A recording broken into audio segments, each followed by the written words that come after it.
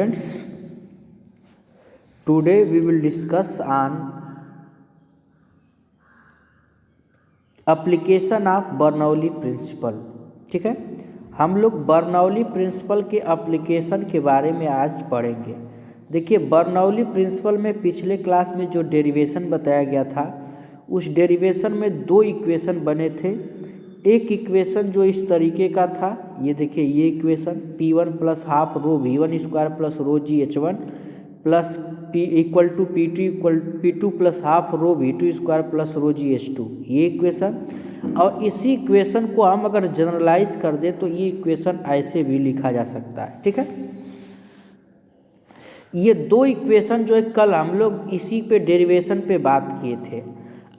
आज हम लोग जो कुछ इम्पॉर्टेंट एप्लीकेशन पढ़ेंगे कि बर्नौली प्रिंसिपल की इम्पॉर्टेंट एप्लीकेशन क्या है। ठीक है, तो इस इक्वेशन में, ये जो इक्वेशन है, इस इक्वेशन में अगर जैसे ये दो एंड है, ये ट्यूब के जो दो एंड है, ये आपका फर्स्ट एंड, ये फर्स्ट एंड और ये आपका सेकेंड एंड, अगर इन दोनों एंड की हाइट मतलब H1 और H2 लगभग सेम हो, H1 और H2 लगभग सेम हो, तो उस सिचुएशन में हम इस बर्नौली इक्वेशन को किस तरीके से लिख सकते हैं। तो देखिए, बर्नौली इक्वेशन जो लिखा जाएगा वो इस तरीके से लिखा जा सकता है। अगर दोनों सेम हो तो मतलब अगर ट्यूब ऐसे हॉरिजॉन्टल है, ये हॉरिजॉन्टल ट्यूब है, मतलब अर्थ सरफेस से H1 और H2 दोनों लगभग सेम हो, तो इक्वेशन आपका क्या था, बर्नौली इक्वेशन? ये था आपका P1 plus half rho V1 square plus रो H1 को लिख दे रहा है H, मतलब यहाँ पे आपको बता दिए H1 और H2 बराबर हैं, इसको हम लगभग H लिख सकते हैं, इक्वल टू लिख सकते हैं P2 plus half rho V2 square plus रो GH।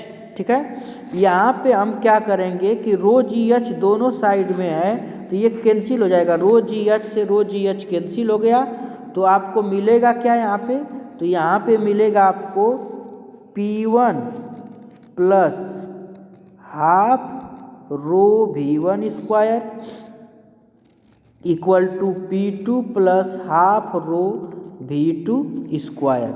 ठीक है, अब यहाँ से हम जो है P1 P2 को एक साथ कर दें और ये एनर्जी जो है काइनेटिक एनर्जी को एक साथ कर दें।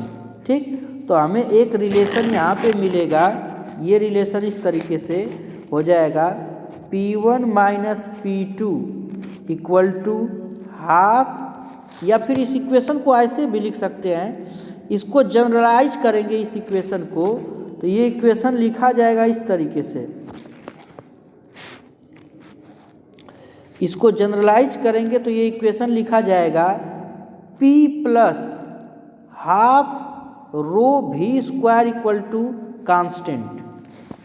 हम जो है बर्नौली इक्वेशन को लिखें तो इसमें ये पोटेंशियल एनर्जी वाला टर्म खत्म हो गया, तो यहाँ पे क्या हो गया, P plus half rho V square equal to constant, मतलब प्रेशर और काइनेटिक एनर्जी का जो सम है ये कांस्टेंट होगा। ठीक है, यहाँ पे हम आपको बता रहे हैं प्रेशर प्लस काइनेटिक एनर्जी का जो सम है ये कांस्टेंट है। इसका मतलब अगर प्रेशर बढ़ेगा तो काइनेटिक एनर्जी घटेगा, और यदि प्रेशर घटेगा तो काइनेटिक एनर्जी बढ़ेगा। ध्यान देंगे, ये बहुत इंपॉर्टेंट एप्लीकेशन है बर्नौली प्रिंसिपल का। ठीक है ना, प्रेशर और काइनेटिक एनर्जी किस बात पे डिपेंड करता है, तो काइनेटिक एनर्जी स्पीड पे डिपेंड करता है, मतलब स्पीड बढ़ेगा तो काइनेटिक एनर्जी बढ़ेगा, स्पीड घटेगा तो काइनेटिक एनर्जी घटेगा। तो हम इसको बता सकते हैं कि प्रेशर प्लस, अब लिख दीजिए स्पीड की वैल्यू कांस्टेंट हो गया, प्रेशर बढ़ेगा तो स्पीड क्या होगा, कम होगा, और प्रेशर कम होगा तो स्पीड बढ़ेगा। या किसी को ऐसे बोल सकते हैं कि स्पीड अगर बढ़ेगा तो वहाँ पे प्रेशर क्या होगा, कम हो जाएगा, और जहाँ पे स्पीड घटेगा वहाँ प्रेशर क्या होगा, ज़्यादा होगा। इस बात को ध्यान रखेंगे कि प्रेशर और स्पीड कहाँ से आया, एक काइनेटिक एनर्जी से आया। तो अब इसकी एप्लीकेशन हम आपको दिखाएं, क्या एप्लीकेशन है। तो देखिए, एप्लीकेशन में कुछ एप्लीकेशन यहाँ पे बुक में दिए गए हैं। जैसे यहाँ पे दिया गया है, हम वेंचुरोमीटर बाद में बताएंगे, ठीक है। डायनेमिक लिफ्ट, देखिए यहाँ पे सब दिया गया है, डायनेमिक लिफ्ट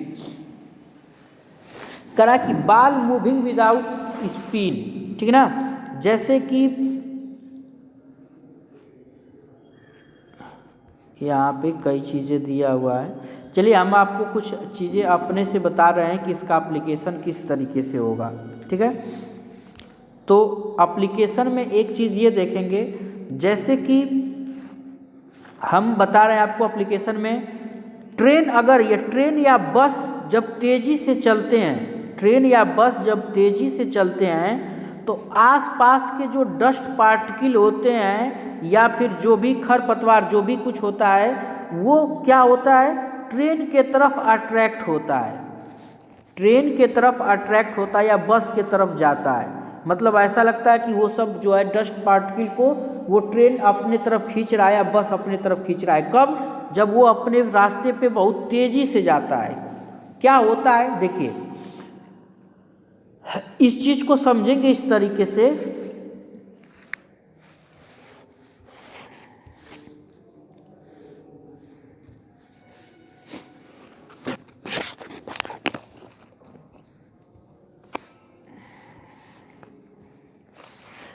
कि जब ट्रेन तेज़ी से आगे बढ़ता है तो ट्रेन के साथ जो एयर होता है वो एयर भी क्या करता है, मोशन करता है। मतलब ट्रेन के पास जो है एयर, ट्रेन के कांटेक्ट में जो एयर होता है वो मोशन में होता है, मतलब उसके पास स्पीड ज़्यादा होती है। और जो लेयर एयर का दूर होता है, ट्रेन या बस से दूर होता है एयर, वो क्या होता है, रेस्ट में होता है।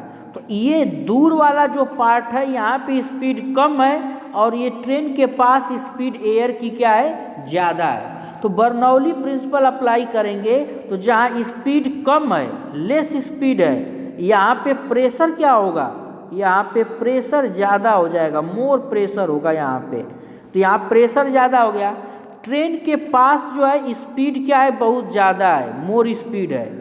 तो यहाँ पे प्रेशर क्या हो जाएगा, लेस प्रेशर हो जाएगा, प्रेशर डिक्रीज कर जाएगा।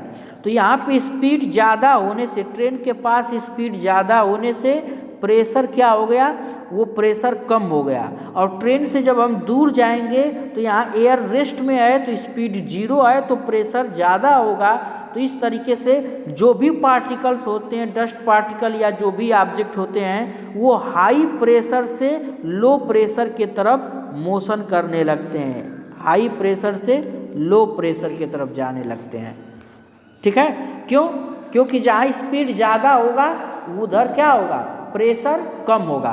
तो ट्रेन के पास स्पीड ज़्यादा है तो वहाँ प्रेशर कम है, और ट्रेन से दूर जाएंगे तो वहाँ स्पीड कम है तो प्रेशर ज़्यादा होगा। तो सभी पार्टिकल्स जो है लो प्रेशर से हाई प्रेशर की तरफ मूव कर जाते हैं, ठीक है। और भी एग्जाम्पल हम लेते हैं, जैसे में अगर हम कोई छोटा सा बाल लें, हल्का बाल, ठीक है ना, हल्का बाल लें, प्लास्टिक की कोई गेंद ले लें और इस गेंद के ऊपर एक ट्यूब से एयर ब्लो करें, मतलब यहाँ से हवा को तेज़ी से चलाएं, यहाँ से फूंक करके हवा को बहुत तेज़ी से चलाते हैं, ठीक है, एयर को ब्लो करते हैं। तो इस सिचुएशन में इस एयर के नीचे जो ये गेंद है, ये गेंद क्या है, ये गेंद नीचे नहीं गिरती है, ये नीचे नहीं गिरती है। क्यों? क्योंकि जब यहाँ पे हम हवा को तेज़ी से रोटेट करते हैं, तेज़ी से ब्लो करते हैं, रोटेट नहीं ब्लो करते हैं, तो यहाँ पे स्पीड क्या होती है, स्पीड ज़्यादा हो जाती है, तो प्रेशर क्या होगा, कम हो जाएगा। और उसके साथ ही अगर हम ये देखें,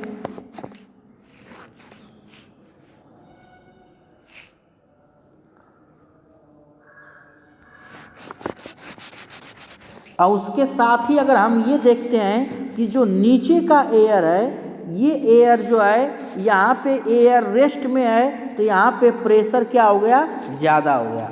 तो बाल के ऊपर प्रेशर जो है कम प्रेशर है, नीचे प्रेशर ज़्यादा हो गया, तो इस तरीके से ये बाल नीचे नहीं गिरती है क्योंकि नीचे प्रेशर कम है। नीचे प्रेशर कम क्यों है, सॉरी नीचे प्रेशर ज़्यादा है। नीचे प्रेशर ज़्यादा क्यों है, क्योंकि बाल के नीचे एयर रेस्ट में है, स्पीड कम है, इसलिए प्रेशर ज़्यादा है। और बाल के ऊपर एयर तेज़ी से मोशन कर रहा है, मतलब स्पीड है उसके पास, तो स्पीड जहाँ ज़्यादा होगा वहाँ पे प्रेशर क्या होगा, कम होगा, इसलिए बाल नीचे नहीं गिरती है।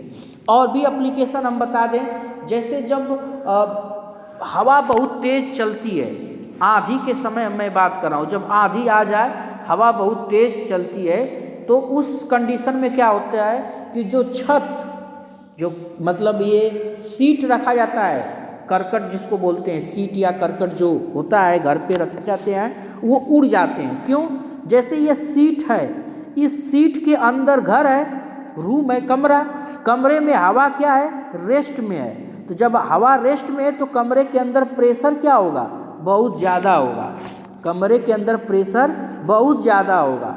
और इस सीट मतलब करकट के ऊपर जो सीट है, सीमेंट सीट या जो भी हो, टीन का शेड हो, जो भी, इसके ऊपर एयर बहुत तेज़ स्पीड में मोशन करता है, तो इसके ऊपर प्रेशर क्या हो गया, कम हो गया।